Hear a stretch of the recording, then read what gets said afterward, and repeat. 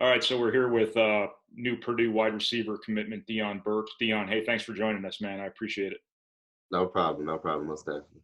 All right, so just to kind of start off, maybe walk us through your Purdue commitment, what it was about Purdue that kind of won you over that you wanted to commit to them. It was definitely the coaches. I really messed with the coaching staff. Like they've been keeping it real with me from the jump.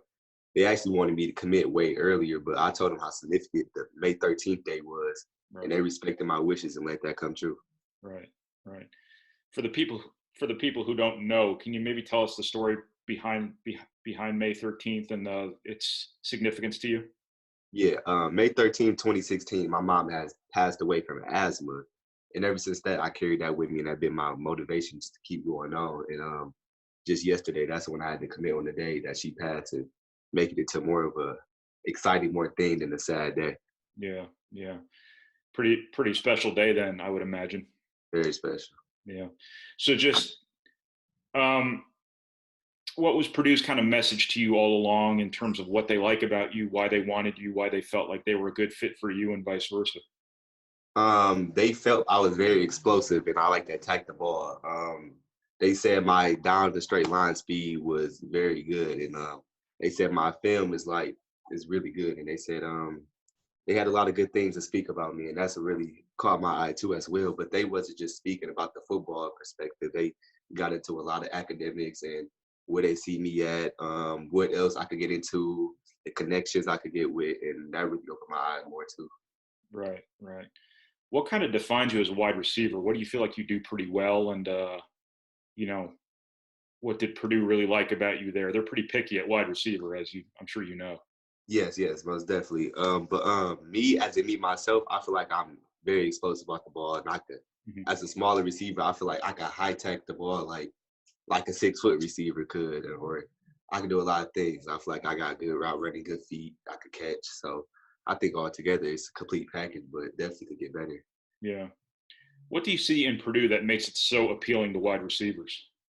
Wide receivers, definitely I looked at the Rondell Moore. Like he's kind of close to my height and whatever. He's a very explosive dude, and I really look after his game. So after I looked at that, I'm like, okay, well, I see I could definitely be there. Then they play a lot of freshmen, and that really caught my eye too. Like, so I could come in and have a chance to play early. Right, right. So you are you more of a slot receiver? How would you kind of classify yourself if you had to? Yeah, call myself like a versatile receiver. I'm more of a slot receiver, but also play outside at any spot too. So that's what they project me to be too. They wanted me to play in the inside too, but kind of use me at the outside to kind of Right, throw off defenders.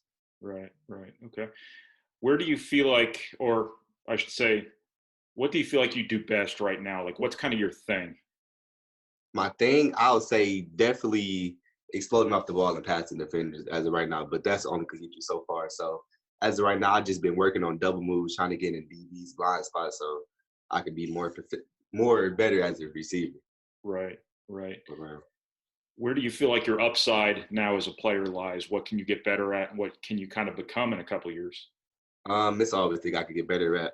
Definitely, like I just said before, like I could get better at getting in receivers blind spots. So, and doing that and getting in out of my breaks, not taking 5 to 6 steps, taking the 3 or 2 steps to get in out of your break. High tacking the ball, getting the ball highest point, and yeah, I could do a lot of more stuff to improve my game. Right. Is there a wide receiver or a football player in general who you've always admired, who maybe you try to mold yourself after, anything like that, whether it be an NFL guy, a college guy, somebody you College guy, I would say KJ Hamler. I really looked at okay. him a lot, especially where he's from Michigan area too. So KJ Hamler, NFL wise, Keenan Allen. I like how he run his routes. And Tyreek Hill, I like the speed he got. He's kind of close to my height. So them the guys I really look after and like kind of look at their film. Right, right. Okay. With Hollywood Brown too. I'm sorry, who was the last one you said? Hollywood Brown, they call him Hollywood Brown Okay. from Okay. Oklahoma. With your height and weight and athleticism, that can go a lot of different ways. Did anybody recruit you for defense too or anything like that, or was it 100% offense? A lot of schools recruited me for defense. A lot of schools give me for like DB. They seen that I had like the height and stuff. They said the quickness, I could jump high. So a lot of colleges expect me to kind of play defensive side of the ball too. But It really does. I could play anything in my eyes, so that didn't really have to affect me really. But Right. So you play corner too for your high school? yes, yes, definitely gonna be playing the more this year too. Okay. Does playing on the defensive side help you as an offensive player at all? Yes, it definitely does. Playing on the defensive side, like as a receiver, playing the defensive side, you could really like it help you as a receiver because like as a DB because when the receiver gonna break as being because you're the receiver, so like when they're gonna break Right. and like you could really tell. Right. Right. Okay. I know you have a lot of talent on your high school team, in particular at Belleville. Are you going to play recruiter now for Purdue or anything like that? I've been on Jamari Button head, especially Jamari Button. I've been on his head a lot.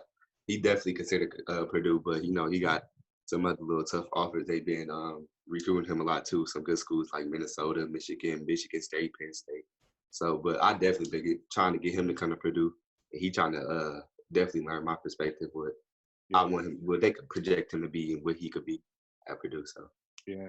Got some pretty nice looking players in that 2022 class, if I recall correctly. 2020, yes, we got a lot. Christian Rapley, Deshaun Lee, Shoddy. We got a lot of players. Keep going on and on. List goes on. Right. Purdue has gotten a bunch of kids out of Detroit lately. I'm sure you know some of these guys. How much did that sort of help Purdue with you, having some guys there you're probably familiar with?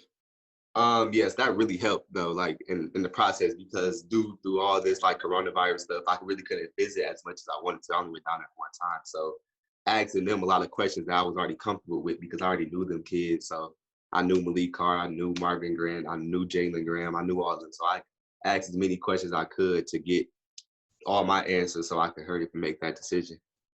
Right. Right. Okay. Well, great. Dion, I think that's all I wanted to ask you, man. I sure appreciate Okay. your time, and I'm sure we will be in touch. Okay.